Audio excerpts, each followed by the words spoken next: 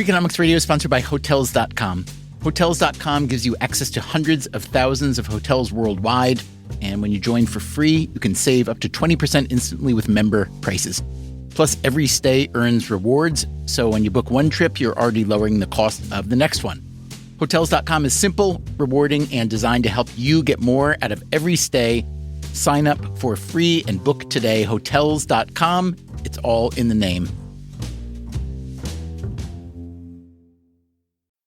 Freakonomics Radio is sponsored by Amica. You know what they say, if you want to go fast, go alone. If you want to go far, go together. So go with Amica and get coverage from a mutual insurer that's built for their customers, one that looks after what's important to you together. Auto, home, life, and more, coverage that fits your unique needs. Amica helps you protect what matters most. Visit amica.com and get a quote today.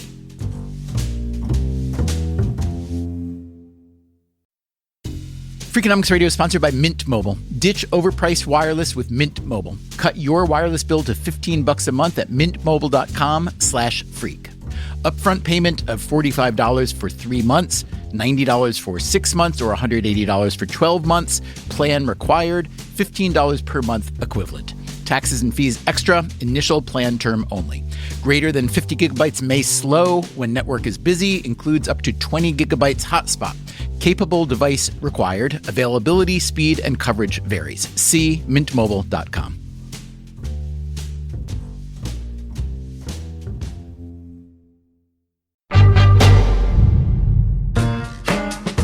Hey there, it's Stephen Dubner, and today we've got a bonus episode for you. It is an episode of another show in our network. It's called The Economics of Everyday Things, which is hosted by Zachary Crockett.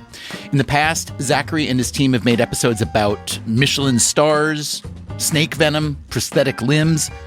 Today, they bring us their reporting on highway signs and prison labor.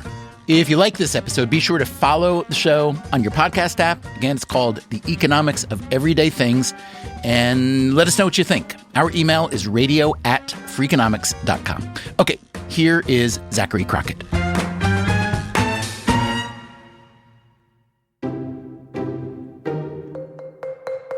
The town of Bunn, North Carolina, is easy to miss.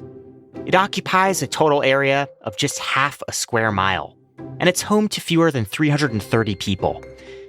Most of the surrounding land is used to grow tobacco and soybeans. But off the main road, behind a series of chain-link fences and secure gates, is the state's primary manufacturer of highway signs. Inside the plant, workers are busy shearing giant aluminum panels, cutting sheets of green adhesive, and measuring out the spacing between letters. And outside, in the shipping yard, the plant's general manager, Lee Blackman, is admiring a row of completed products. This sign right here is 12 foot tall. This is going somewhere on Interstate 95 in North Carolina. This facility makes all kinds of road signs. Stop signs, yield signs, construction signs. But its biggest products, both by size and revenue, are those huge green signs that loom over you on the highway. That's going to give you information about what road you're on right now, the intersections that are coming up, what is the next town coming up, the exit, and so forth. Signs like this are all over American highways and freeways. There are literally millions of them.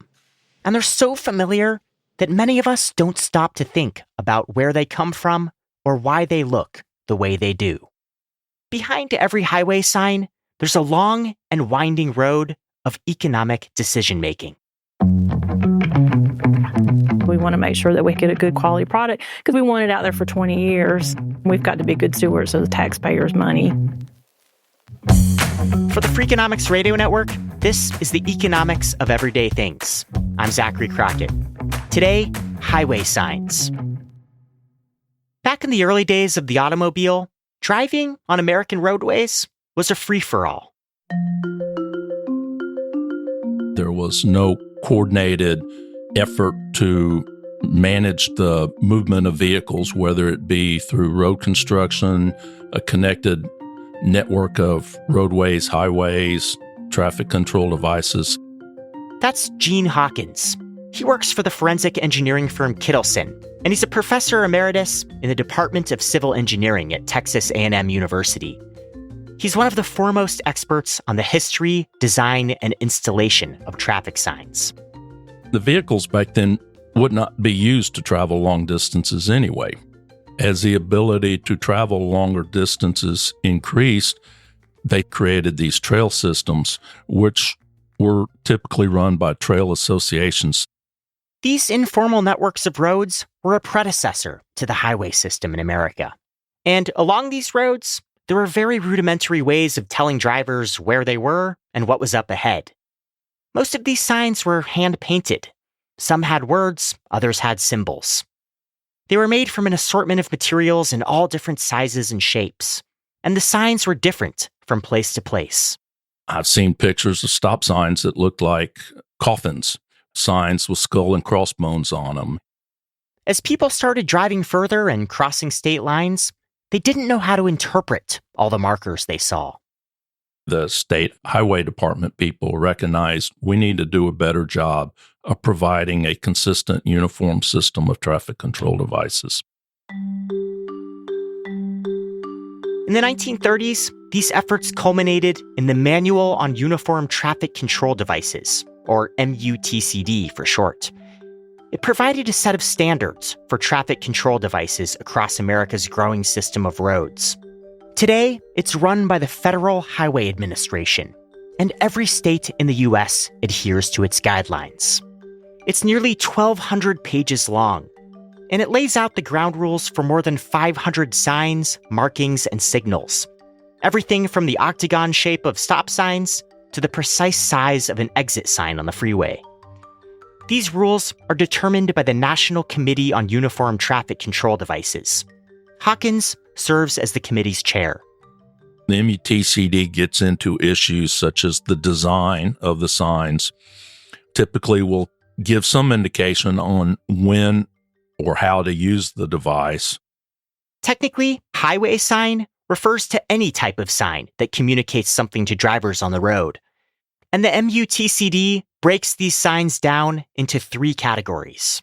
There's regulatory signs, which tell you what to do. It expresses the law, like a stop sign or speed limit. There are warning signs, and those are yellow diamond signs, which warn you of a potential hazard, like a curve in the road or a pedestrian crossing. And then there are guide signs, which give directions. Guide signs are those enormous placards on the freeway that tell you which exits or intersecting highways are coming up and how far away they are. And everything you see on one of these signs is a calculated decision, starting with the font. Most signs use a special sans serif typeface that's unofficially called Highway Gothic. It's almost exclusively designed for highway signage. The spacing between the letters in the highway alphabet is much greater than the spacing between letters on a printed page for reading. The words on these guide signs are almost always set in mixed case, with initial capitals followed by lowercase letters. There's a good reason for that. If you know what city name or street name you're looking for, you could recognize that it was on a sign even before you could read it when it's mixed case. For example, my name, Hawkins, the H sticks up and the K sticks up. The word English, the E sticks up, the G descends, and the L sticks up. So if you're looking for the city Hawkins or the road English, you have a shape that you're expecting to see, and you can see that shape from further away than you can actually read the letters. And that was recognized as a real advantage when the traffic is moving at 70 miles an hour. There are also guidelines around the size of the font on highway signs. And from below, it's hard to grasp just how big the characters are. If it's an overhead sign, it's 20 inches for a capital letter. So the letter is almost 2 feet tall. The general rule is the space between lines of text is going to be equal to the height of the line of text. So it's very easy to have a freeway sign that may only have 3 or 4 lines of copy that could end up being 10 feet tall. Then there's the color of the sign. In the 1950s, the federal government looked into the legibility of black, blue, and green signs. Officials staged a test with hundreds of motorists on a road in New York and found that 58% of drivers preferred green. Turns out, the color green has another benefit too. It provides the best base for retroreflectivity, basically what makes signs legible when they're illuminated by a car's headlights in the dark. The reflectivity of signs has come a long way. Engineers initially used something called cat's eyes, tiny marbles embedded in each letter on the sign. These have since been replaced by reflective sheeting that covers the whole sign. Most of the sign sheeting made in the United States is what's called microprismatic sheeting. Essentially, if you look at a bicycle reflector, it looks like a series of ridges inside, and it is a similar structure in microprismatic sheeting, just really, really, really small. Now, not every sign on the freeway is green. Some of them are brown. Those are typically used for tourist attractions or recreation points, like state parks. And every now and then, you'll also see a blue sign full of corporate logos. Those are called service signs, and their purpose is to tell you what kinds of services and businesses are coming up. Say, a Chevron gas station in 2 miles, or an Arby's at the next exit. These are actually ads, and businesses pay for the real estate. In most states, they contract that with a business who goes out and collects money from those businesses that want to put a logo, and sometimes they have to do a lottery, sometimes it's a bidding process. To qualify, a business usually has to fall into one of a number of categories: gas, lodging, food, camping, attraction, or pharmacy. And the fees vary from state to state.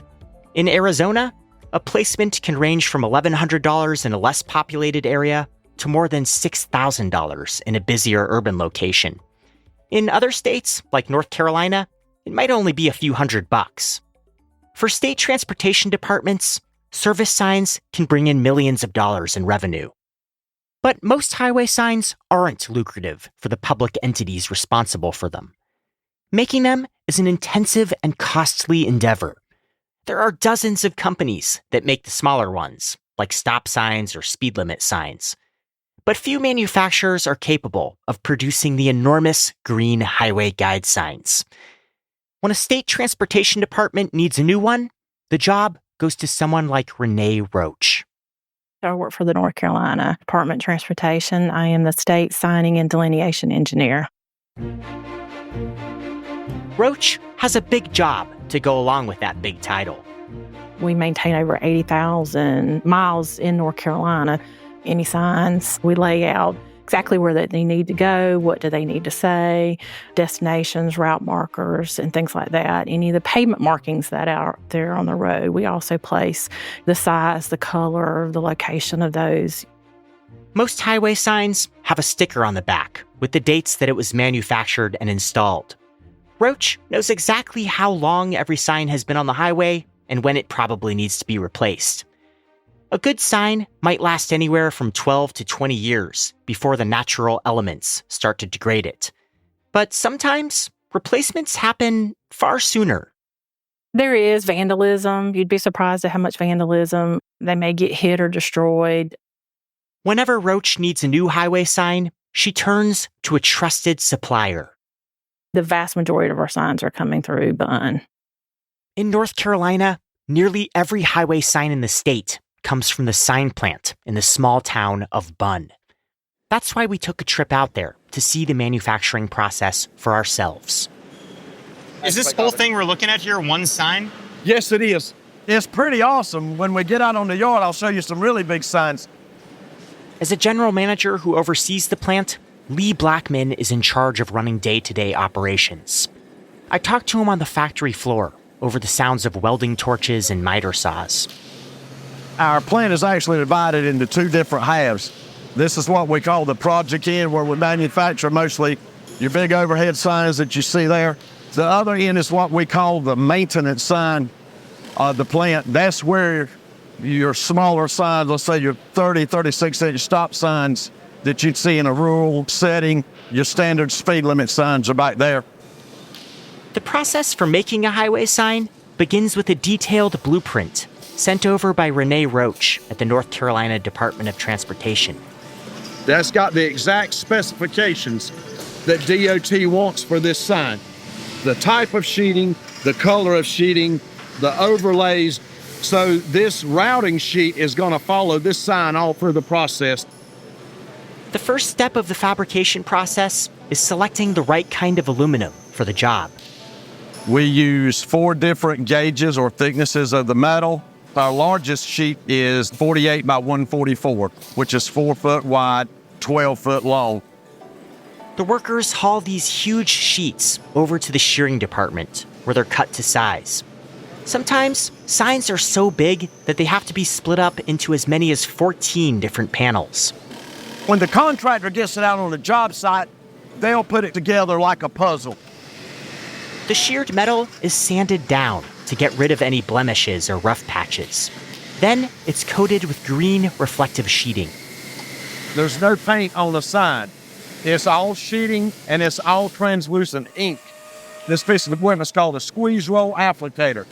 The machine is set to a specific pressure, and that will directly apply the sheeting to the piece of metal. Then comes one of the more technical parts of the job, putting the letters on the sign. For large highway signs, each letter is printed individually and placed by hand according to very strict measurements. What he's doing now is he's pasting out the horizontal measurements for the line of copy. He knows how far from the bottom these letters are going to be, how far from the top, and he's setting all that up. He's going to hand lay every one of these letters individually. It tells you the exact distance from one letter to the next, from the edge of the sign coming up to the first letter. So you know everything down to the spacing of the font. You know the spacing, the different size fonts, and that determines too. You know, bigger sign, bigger font, smaller sign, smaller font. These letters can only be off 1/8 of an inch. It's not a whole lot of leeway. It's not a whole lot of leeway. From start to finish, it can take around 12 hours to finish a single large highway guide sign. Once the sign is done, it's taken out into the storage yard. There, racks upon racks of enormous highway signs are lined up to get transported all over the state of North Carolina. These signs right here are ready to go, whether it's going to a specific project on a specific road or whether it's what we call a division, where it's going to go to a specific DOT division. North Carolina's Department of Transportation pays around $42 per square foot for the sign itself. Depending on the size, that could run anywhere from $1,400 for an exit sign up to $8,500 for a large guide sign. Then there's installation. If the sign is ground-mounted, labor and support beams might run an additional $18,000. If the sign has to hang over the road, either on a cantilever or a structure that spans the entire highway, that cost could be as high as $200,000. But there's a catch that saves the state a ton of money. The Bunn sign plant is located inside a prison that's staffed by incarcerated individuals. And that allows Renee Roach to get a good deal on signs. They can generate a lot of those signs really quickly for a fairly inexpensive price. This isn't unique to North Carolina. Most states across America use prison labor to make stuff, not necessarily highway signs, but a variety of products all around us. Coming up after the break, Zachary Crockett takes a look at prison labor. As a whole in society, we are not incredibly sympathetic towards prisoners having to do work. I think if you ask the average American, they would be like, good. But if you explained exactly how it worked, they would be a little more unsettled.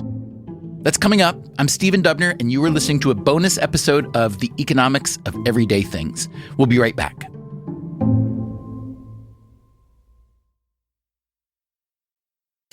Freakonomics Radio is sponsored by Figure. Did you know that 40% of homeowners own their home outright? If that's you, don't let your equity sit idle. Tap it with a home equity line of credit.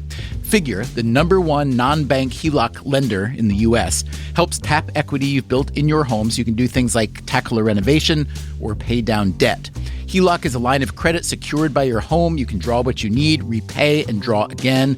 Figure offers a 100% online application. Get approved in 5 minutes and funding in as few as 5 days. It's faster than a bank loan and cheaper than a personal loan. Check your rate today without impacting your credit at figure.com/Freakonomics. This post is sponsored by Figure, NMLS ID 1717824. Figure is an equal housing lender. For more information about their licensing, visit nmlsconsumeraccess.org. Figure's HELOC is subject to credit approval and terms apply. Freakonomics Radio is sponsored by Zip System. Zip System building enclosures are designed as one integrated roof and wall system that makes it faster and easier to create a tight, dry building enclosure. Instead of a mix and match approach, all components work together as one system, eliminating the need for house wrap and felt. Because they keep your build protected against weather starting from day one, that means fewer steps and less opportunities for delays. Explore their family of products and learn more at zipsystem.com. Freakonomics Radio is sponsored by LinkedIn Ads. Ever invested in something that didn't live up to the hype? Marketers know that feeling. They optimize for the numbers that look great, like impressions, but then they don't see revenue. LinkedIn has a word for that: bull spend. Instead, you can get the highest ROAS of major ad networks with LinkedIn. Cut the bull spend, advertise on LinkedIn. Spend $250 and get a $250 credit. Go to linkedin.com/Freakonomics. Terms apply.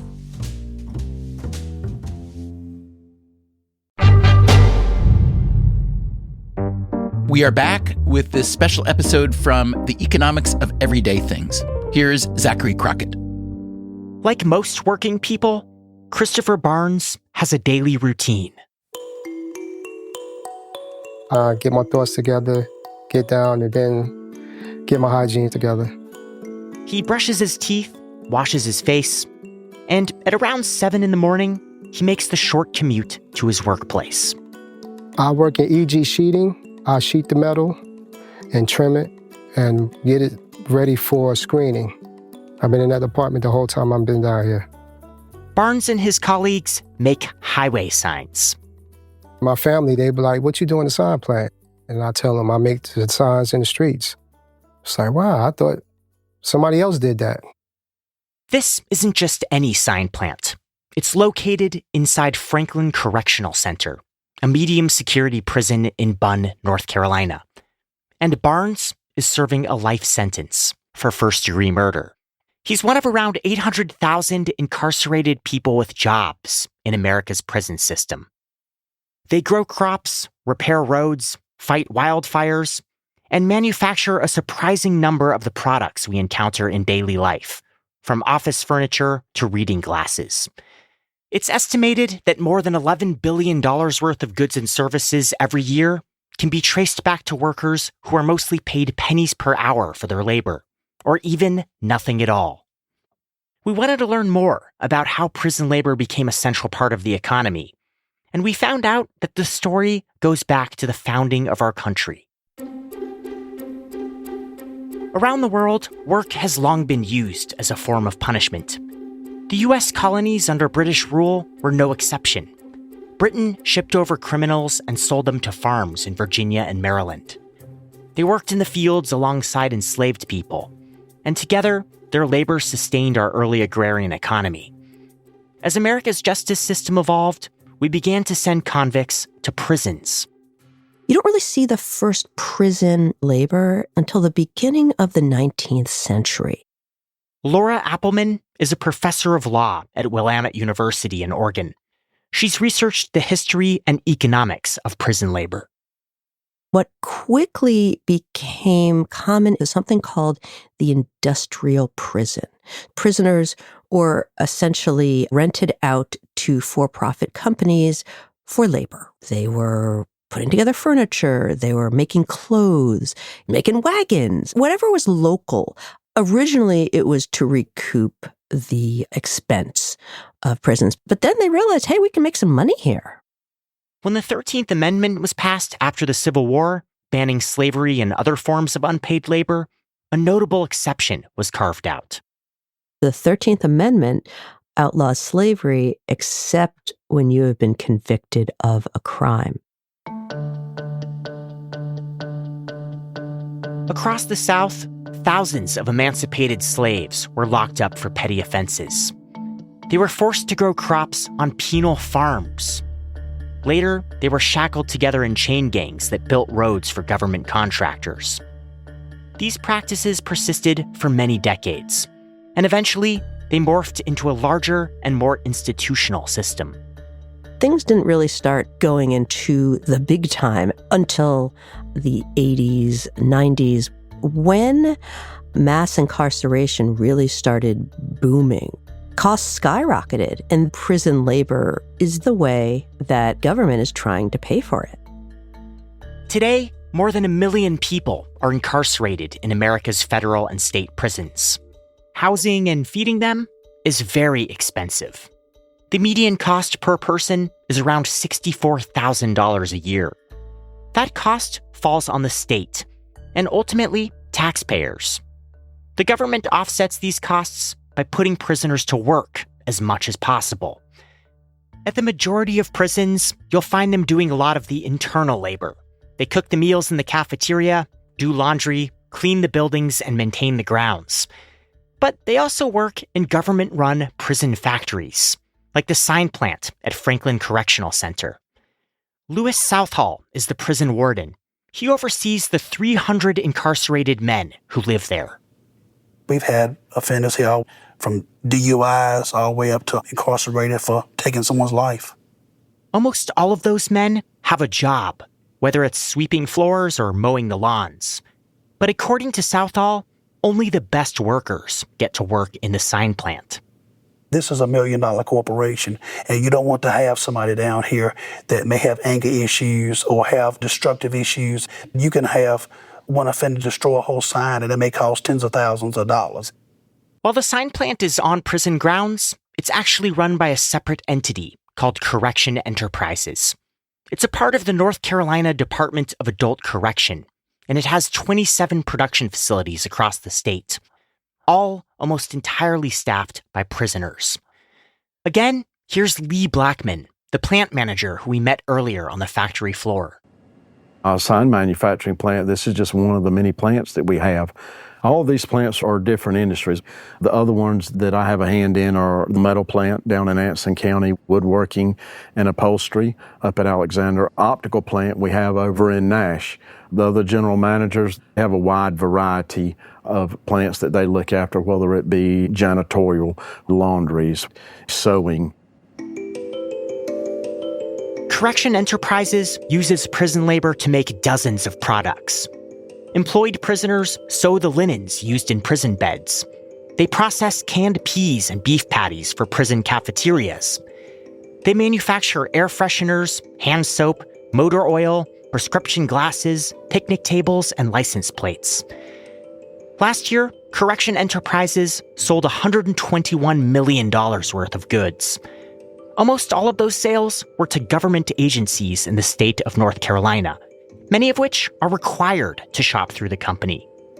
We also do a lot of work for any tax-supported entity within the state of North Carolina.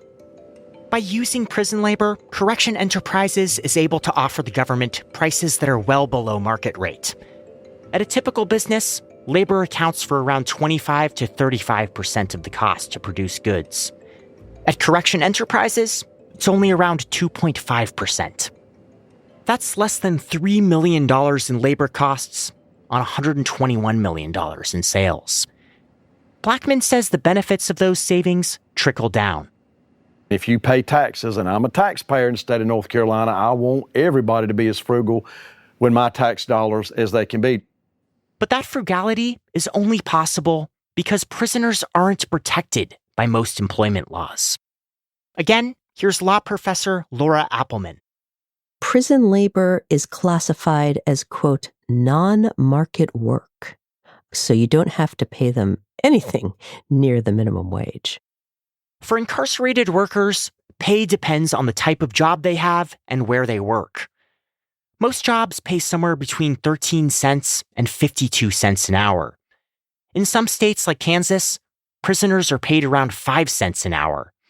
And in others, like Alabama and Mississippi, prison jobs don't pay at all.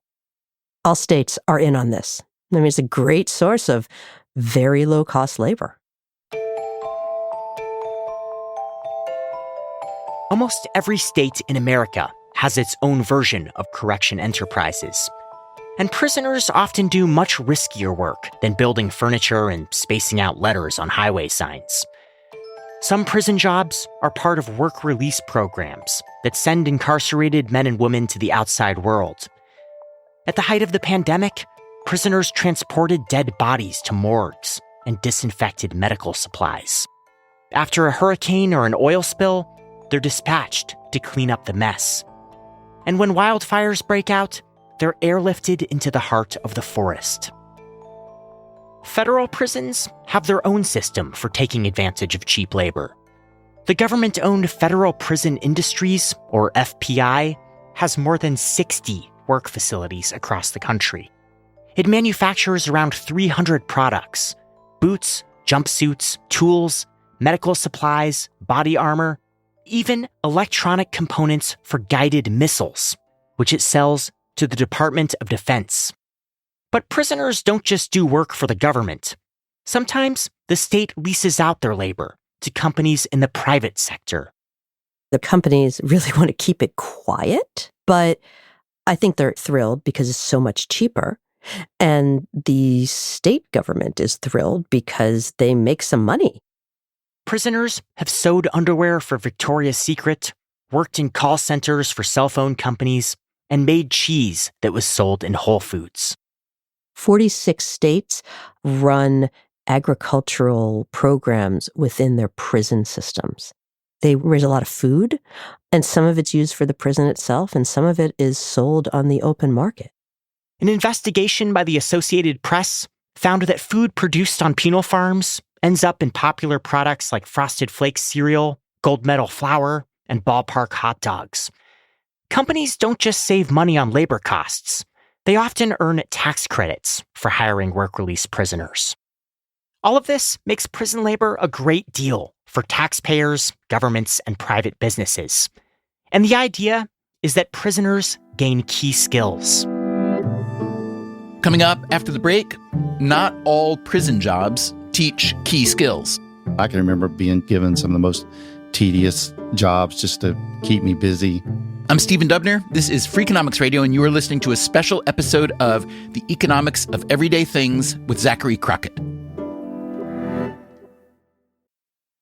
Freakonomics Radio is sponsored by USPS. In business, there's no room for guesswork. Every shipment matters, every deadline counts. That's why reliability is at the core of USPS Ground Advantage. Each package moves through a secure nationwide network tracked from dock to door with affordable upfront pricing and delivery you can depend on. Because knowing your logistics are handled lets you focus on everything else. Visit USPS.com/Ground Advantage to start shipping with confidence. USPS Ground Advantage. We mean business. Freakonomics Radio is sponsored by Principal, the perpetual pen tapper, the arbitrary fridge reorganizer, the holiday party planner that starts in May. Principal knows that your star employees have their work quirks. Principal also knows how much those employees mean to your business. You need them. They need benefits. Work with Principal so they can help your team with a retirement and benefits plan that's right for them. Principal Life Insurance Company, Des Moines, Iowa. Freakonomics Radio is sponsored by PNC Bank. Boring, great word, bad rep. Yet time and time again here at Freakonomics, we find that when something culture-changing happens, boring things like calculations and careful planning are usually behind it.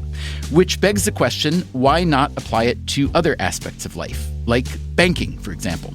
Well, PNC Bank did since its inception, proving time and again that the best banking strategy isn't the exciting type, but the steady, reliable, definitely not YOLO type. PNC Bank, brilliantly boring since 1865. Brilliantly boring since 1865 is a registered mark of the PNC Financial Services Group, Inc. PNC Bank, National Association, member FDIC.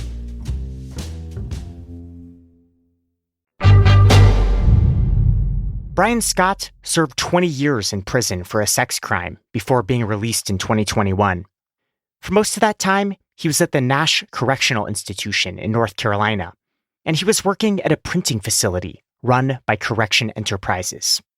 We did everything from what they call inmate stationery, which is the paper that they gave us to write on, to, we did a brochure that detailed all of the wineries across the entire state. It was always something different. I read on the site that they even did report cards there for high schools and colleges. Yes, and the temporary tags that you get when you purchase a new vehicle. The printing facility was staffed by around 130 prisoners, and the day-to-day work was similar to what employees at any other printing facility would do.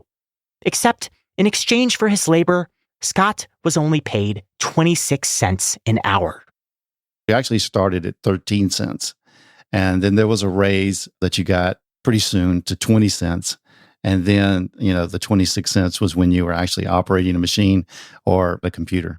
The crazy thing is, it was actually one of the higher paying jobs. There were many people working back in the dorms, pushing brooms or whatever, and they were making, anywhere from 40 cents a day to maybe $1 a day at the most. Every Sunday, Scott's weekly earnings, around $14, were transferred into a trust fund controlled by the prison. And he says getting full pay wasn't guaranteed. There were some individuals who would have some of their pay taken out because they had received a lot of write-ups or they had some court-appointed fees. A write-up was $10, but when you're only making $15 and they take $10, it hurts. Most incarcerated people use their money to buy stuff at the commissary or canteen, a store inside the prison. Ramen noodle soup was maybe 25 cents. Coca-Cola was probably, $1.50. When you're considering that you're making $14 a week, $1.50 to spend on a Coke is a lot of money. A lot of people couldn't afford that sort of thing. Scott says many people with prison jobs took on side hustles to supplement their income. I don't know how many green peppers I bought from guys who worked in the chow hall. That was the way that they tried to compensate for the pennies that they were being paid. We had people who would draw a picture of your child or your spouse, and you would pay them a fee for that. Scott had an operation making incense sticks in his cell. He'd sell them for 1 postage stamp, which was a form of currency behind bars. The process was you would get the stick off of a broom. You would take one little square of toilet paper, which the state provided. You would wrap it around the stick. You would get it damp, and then you would roll it in the sage.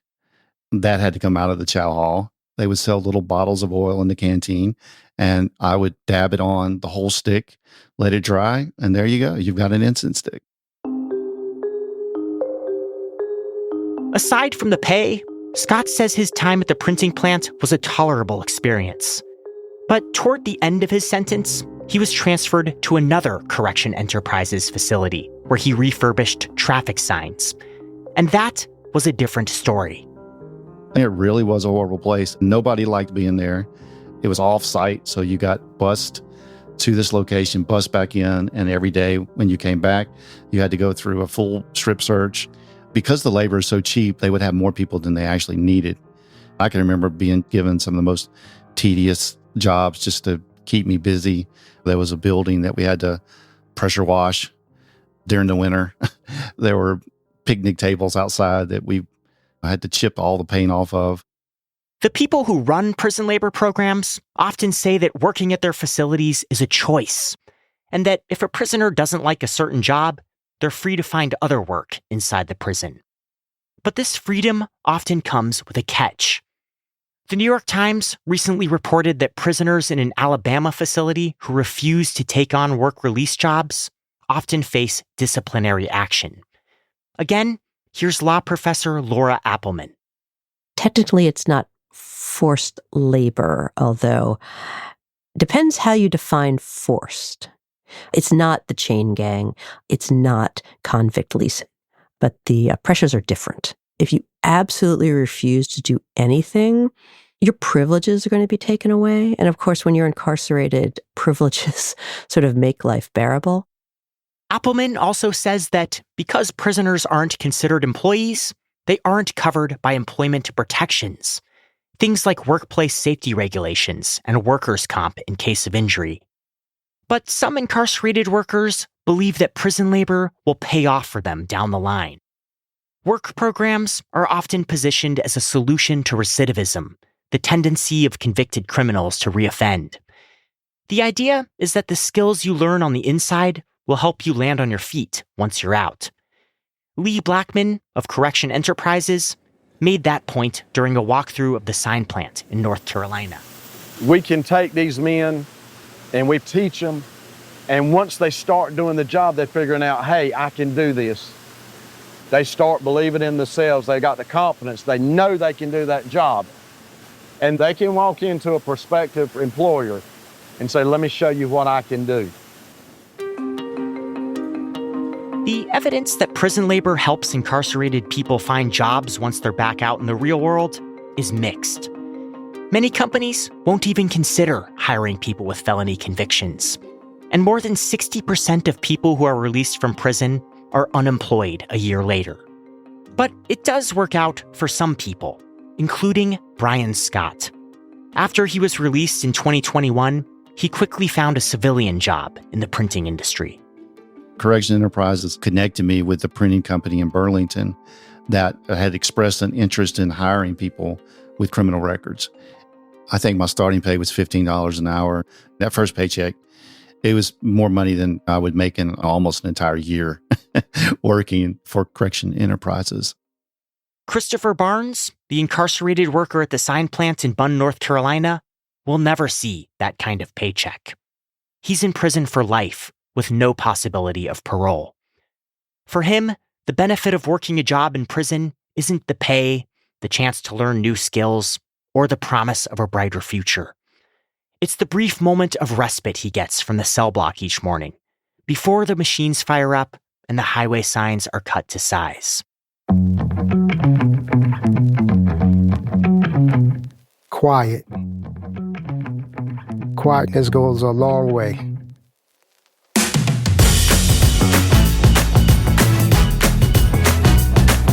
Hey there, it's Stephen Dubner again, and I hope you enjoyed this special episode of The Economics of Everyday Things with Zachary Crockett. I hope you liked it enough to follow the show on your podcast app. We will be back very soon with a new episode of Freakonomics Radio, although for the new year, we are switching our regular publication schedule from Wednesday night Eastern Time to early Friday morning. So if you are an early downloader, which I know you are, and you aren't seeing the episode on Wednesday night, do not freak out. We'll be there Friday morning. Until then, take care of yourself. And if you can, someone else too. Freakonomics Radio and the Economics of Everyday Things are produced by Stitcher and Renbud Radio. This episode was produced by Zachary Crockett and Sarah Lilly, with help from Daniel Moritz-Rabson. It was mixed by Jeremy Johnston.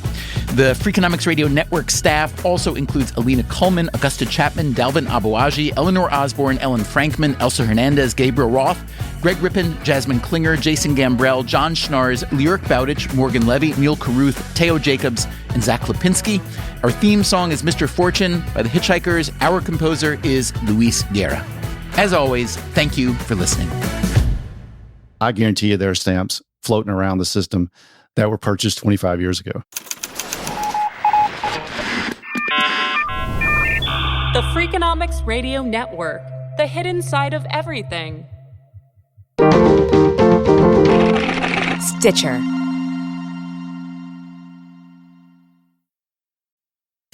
Freakonomics Radio is sponsored by Ozempic. Innovation happens through rethinking what's possible, and when it comes to GLP-1s, Ozempic pill does just that. Learn more about Ozempic semaglutide tablets, 4 and 9 milligrams, by calling 1-833-OZEMPIC or visit Ozempic.com to view the medication guide and ask your doctor what's possible with FDA-approved Ozempic pill. A History of the United States in 100 Objects is a brand new podcast from 99% Invisible and BBC Studios. Each week, we're looking at a different object from across American history with a unique story to tell about who we've been, what we've built, and what we've allowed ourselves to forget. Some of these objects are well known, many are not, but all of them carry the story of how we got to this moment. Find A History of the United States in 100 Objects on the 99% Invisible feed, wherever you get your podcasts. Welcome back to Should I See a Doctor? Contestant, you're camping when a rash appears on your leg. Do you A, ignore it, B, frantically search the internet, or C, use telehealth through Walmart? Telehealth through Walmart? Who knew? Oh, I'm going to say C, Walmart. Correct. Walmart can connect you with 24/7 virtual medical care. You genius, you. Well, I can fold a fitted sheet. Walmart. Who knew? Telehealth services offered by third-party providers. Restrictions and fees may apply.